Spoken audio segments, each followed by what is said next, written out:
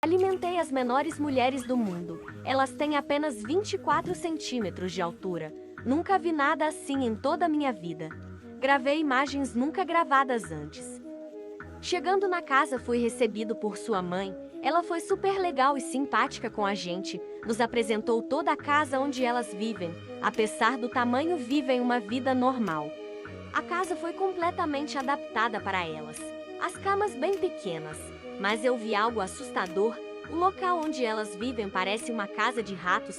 Elas têm que ficar lá para não ser comida pelas presas.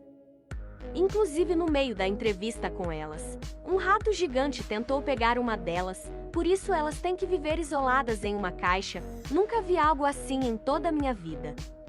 Se vocês quiserem ver o vídeo completo, comentem para a continuação que irei postar. Vocês vão ficar de cara com tudo que gravei. Até agora estou sem acreditar que era real.